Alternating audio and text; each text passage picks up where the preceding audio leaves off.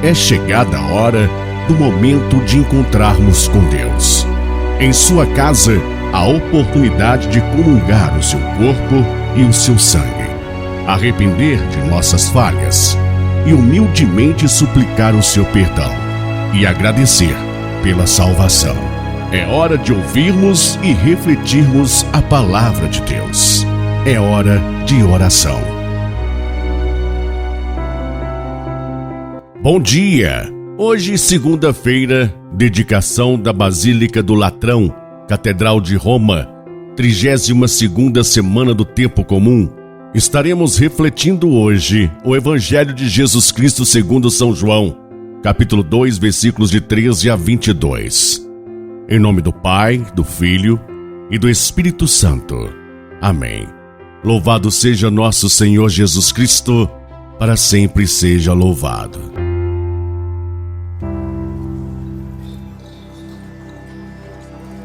Estava próxima a Páscoa dos judeus e Jesus subiu a Jerusalém. No templo encontrou os vendedores de bois, ovelhas e pombas e os cambistas que estavam aí sentados. Fez então um chicote de cordas e expulsou todos do templo, junto com as ovelhas e os bois, e espalhou as moedas e derrubou as mesas dos cambistas. E disse aos que vendiam pombas: tirai isto daqui, não façais da casa de meu pai uma casa de comércio. Seus discípulos lembraram-se mais tarde que a Escritura diz: o zelo por tua casa me consumirá. Então os judeus perguntaram a Jesus: que sinal nos mostras para agir assim? Ele respondeu: destruí este templo e em 3 dias o levantarei. Os judeus disseram: 46 anos foram precisos para a construção deste santuário, e tu levantarás em 3 dias? Mas Jesus estava falando do templo do seu corpo. Quando Jesus ressuscitou, os discípulos lembraram-se do que ele tinha dito e acreditaram na Escritura e na palavra dele. Palavra da salvação. Glória a vós, Senhor. O zelo por tua casa me consumirá. Meu irmão e minha irmã, numa sociedade indiferente aos apelos de Jesus, o que impera é o consumismo, a ganância, grandes inimigos que separam a criação do seu Criador. A palavra de Deus que nos é apresentada no Evangelho de hoje chama a nossa atenção sobre a importância de eliminarmos tudo o que nos impede de fazer do nosso coração um templo vivo onde Jesus possa habitar. O texto começa mostrando-nos a indignação de Jesus diante a uma tamanha inversão de valores. Um lugar onde deveria ser um local de oração, de encontro de irmãos, sendo transformado num lugar de comércio, de exploração da fé. Indignado, Jesus age com rigor, espalha as moedas pelo chão, derruba as mesas, expulsa os vendedores e todos os animais, com exceção das pombas. Com essas, Jesus foi mais ameno, não as expulsou, pediu que as retirassem dali, provavelmente em respeito aos pobres, pois as pombas eram as oferendas que os pobres faziam ao templo. É importante entendermos, a preocupação de Jesus não era com o templo de pedra em si, e sim com o templo de pedra viva, que é a pessoa humana. Jesus sabia da esperteza dos vendilhões do templo. Ele estava ciente de que estes que se diziam fiéis a Deus estavam explorando o povo, principalmente os mais pobres.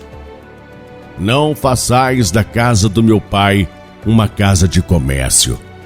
Depois da ressurreição de Jesus, os discípulos lembraram deste seu dizer e o associaram com o que diz as Escrituras: o zelo pela casa do meu pai me consumirá.